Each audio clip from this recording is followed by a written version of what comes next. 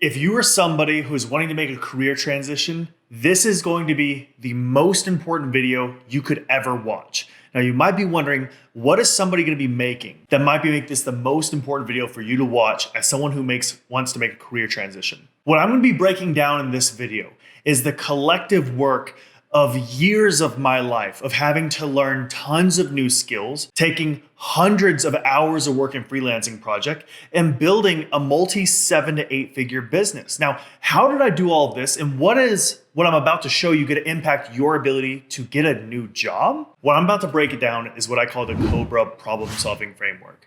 What I have found is that anybody looking to make a career transition, even when they have the skills, let's say you have all these tools in your toolbox, right? You got a hammer, you got a screwdriver. The biggest problem that people face is the ability to implement on those things, the ability to actually solve a problem. It's something that I find that all new software engineers, all new marketers, all new everybody face this problem. See, the goal of learning these new skills is to become a problem solver, a creative problem solver. That's why employers want to hire you. But when you're starting something new, you typically don't have those skills yet. So what we have to do is learn how to refine those skills and build them. And what I'm so excited to show you today is the Cobra problem solving framework. Again, this is what's been my life's work. Right? It's what's helped me hire tens of people, how to train them, and really how to build something special. And what I found is there really isn't a book out there. The closest book I could think of is a book called More Beautiful Question. And so I took the concepts of that, I took the concepts of all the work that I've done in my life, and I thought about if I was to take a brand new problem from scratch and I had to solve it, this is the problem solving framework that I use in my daily life. So let's jump into the Cobra problem solving framework and how you could use this in your day-to-day life. So this is the Cobra problem solving framework. And this is going to be the framework that helps you stand out in the job market, how to land freelance projects and show that you know what you're talking about. This is an introductory overview of the Cobra framework for systematic problem solving. Because again, you want to be able to use this on a daily basis to systematically attack anything that gets in your way. So the first step of Cobra is clarify, right? So what does that mean? The clarifying step is about defining the current situation and what the desired outcome is. See, if you step into any situation, any problem, right? You see that there's a problem right here, but without understanding where you need to go or what the desired outcome is, you won't know how to bridge that gap. So first we need to understand where are we, where do we want to go? And if you don't know those two things, you're kind of on the Oregon Trail. You're kind of just wandering around trying to figure out where to go. You don't want that, right? You want to have a plan. And that's what Cobra is about. So first, we want to make sure, hey, what is broken here? And a good example of this is when clients on Upwork will say, hey, I want to have a new website to increase my online presence. I love that for you. And that's something I can help with. But first and foremost, let me look at your current website. And I also want to get a deeper understanding of what exactly is it that you want built, right? It seems like what I'm hearing is you want a website that can convert visitors into leads, which can lead to more money for your business. Does that seem right? Oh, of course, that you pulled the words right out of my mouth, right? These are the things you learn while going through the Cobra framework. Now, the next step is observing their pains. There is a reason they're coming to you with a problem, right? They understand they have a problem now. They know where they want to go. The next thing you need to understand is what did they try along the way that didn't work? So you can see here, hey, what are the current challenges that you're facing? What is the reason for wanting to make this change? What is the impact of staying where you are right now? What are these stakeholder pain points? Now, this might seem like a really strange word for you, especially if you are somebody coming from the blue collar background into something like marketing, into software engineering, into sales. A lot of you may not understand the word of a stakeholder. And a stakeholder is essentially someone who has a say in what's happening, right? So if you're a software engineer building a software for accountants, the accountants are going to be the stakeholders. They're the people that are going to be impacted by the actual software itself. And you want to make sure that they're happy. So what are the problems that they're facing? And lastly, you want to do a root cause analysis here. You might want to really dig into, hey, is the problem that they're facing really the problem that they're facing, right? So in the circumstance of a client saying, I just want to, have a updated website. What does that mean, right? Do you really need an updated website, or do you simply need a form on your site that can just convert visitors. Maybe their site has an incredibly low bounce rate, like people are staying on it, and maybe the site actually even has a long average duration. The site's great. We just need to put something in place for you to convert that traffic into leads. It's a really simple process, right? And that's what Cobra is about, simplifying this so you know exactly how to attack it. And notice here, it's giving me questions to ask back in return. That's how you show yourself as a professional. Now, moving past observed pains is bridging the gap. You want to know that this is the process to start building the bridge to help them go from where they are right now to where they want to go, right? So when you're going through building the bridge, first, you need to envision, what does this bridge look like? Let's say someone brings you a website project. They said, I want to update my website. Now, if you just jump straight into that, you're kind of jumping into a fire. You don't know what that looks like. So even if you bring back the perfect website, their mind may be looking at a competitor site that's terrible, but they're beating them in revenue. So they may want that instead of what you built. So you need to first make sure, what does the vision look like that both you and the client or the problem have in mind? The second aspect is what I call a leak opportunity analysis. And what this is going to help you do is to improve your decision-making abilities. What's happening right now? What is the leak that is happening from this problem? And what is the opportunity there for improvement? And let's hunt for those missed chances and gaps where we're all losing out. Understanding that this can reveal hidden opportunities that are going to be discussed along the way.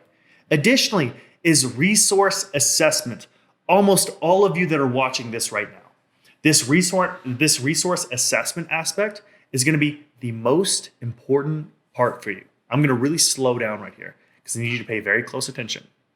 Resource allocation and assessment is where you have to sit down and think, I don't know anything about WordPress. I don't know anything about Wix. I don't know anything about Squarespace, right? I actually don't know how to use Vue.js. I don't know how to use Next.js, right? I don't know how to use these different softwares. So what is going to be my plan to develop those resources or outsource somebody to come in and help me with that? So this gives you the ability to take on a project, look at it, find pain points, boom, I'm gonna have him help me here. I'm gonna learn off this video. I'm gonna do this, da, da, da, da, da, da, da, da. You're gonna jump across the board figuring out what you need to get. And when you figure out, okay, this is the bridge I want, these are the resources I need to build the bridge, you know what you want and you know how to construct it. So now that we know what the problem is, where they wanna go, what they've tried, and what bridge you need to build and how to build it, we can then move forward to the practical steps, which the first next step, and I'm gonna go ahead and I'll come back to this in a moment, we're going straight to the roadmap now. So the roadmap is gonna be your brief overview of where you are, where you need to go in terms of you actually building this out. It's gonna have the vision, it's gonna have the gap analysis, it's gonna have the resource analysis. You're gonna have your timeline built and your action steps. This is what you're gonna communicate with the client about in terms of, hey, listen, I'm gonna give a brief overview. I think this is gonna take 2 months. I think this is gonna take 3 weeks. I think this is gonna take about 6 weeks for the final implementation for this. Now, the beautiful part is the roadmap is just gonna be your North Star in terms of what the product development needs to look like. Now, the reason why this is a really important step is that once you move into the freelance world and the professional world, you can't just say, I'll get back to you in a couple weeks about this. No, you have various teams potentially relying on what you're building. And what you need to be able to deliver to them is expectations. And then in addition, the method behind you developing those expectations. See, the software engineering world is known for having these unreasonable expectations, whether things took way longer to develop, which is the most case, or a much shorter time period.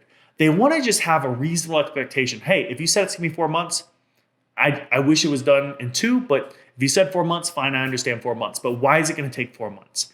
They just want to know the answers to that. And by the time you get to roadmap, you're going to understand and be able to describe each step of the process and the estimated time it's going to take. Now, lastly, you're going to be realizing by this point, there's a lot of stuff that needs to be done here, right? I don't know how to do WordPress. I don't know how to do this. I'm not good with graphic design. You're going to start facing a lot of imposter syndrome. The way that we attack imposter syndrome is by getting hyper specific and getting very action oriented, which comes to our final step. We want to break down and list the action steps, right? You've already defined all these things.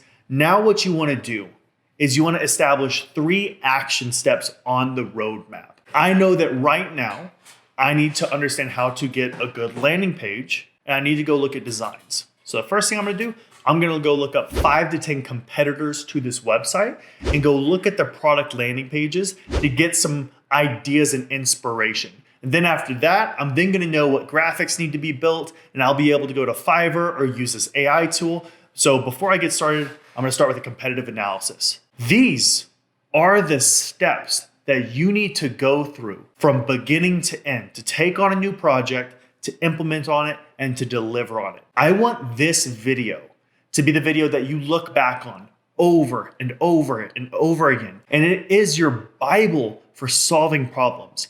And what you're going to find most importantly is when you go into job interviews and they say, hey, walk me through this code, walk me through this video. What was your process for creating this? You're going to have an answer. You're going to see, actually, I've been following this mentorship program, and they taught us something called the COBRA, problem solving framework. And so what I first start off is, hey, I want to get clarity on where we are and what we need to build. After that, I'm going to observe the past pains. Hey, what did I try? What didn't work? Yada, yada, yada. Then we're going to move on to the bridge. Okay, I understand the solution I need to build, but I didn't know this tool. I didn't know this, but I did know this, but I knew somebody who knew this. So I was able to start connecting the pieces. And then I built the roadmap. And then after I had a general idea of what needed to be built, I just put down the first 3 steps, because I knew that when I look at the big picture, I get a little intimidated. Imposter syndrome sits in, and it's a little scary. So I put down the first 3 to 5 action steps. I just put my head down and went to work. What this gives you the ability to do additionally is when you're stressed out on a project and you feel like the only thing you see is red, what you need to do is be able to take a step back. The famous thing that I always talk about is if you walk up to a painting, you put your nose against the painting, you're only going to see the small bits of paint right in front of your eyes. You won't be able to see the painting. But if you give context, you step back further and further away, you then are able to see the bigger picture. That's one of the most important things when you're getting started in software engineering, marketing, or whatever your new career is. You have to have the ability to get context, look at things from different lenses, and that's what employers and freelance contractors are looking for. This is your framework for solving problems in 2024 and onwards in your career. And this will be a video that I consistently reference back to in the future. Thank you so much for watching. My name is Nathan Savage, CEO of Devslopes. If you're interested in learning about how you can learn directly from our mentors here at Devslopes for teaching software engineering, and soon in the future, we're going to be expanding into marketing, into sales, into all kinds of additional areas, you want to make sure to subscribe to this channel, and I will talk to you guys later.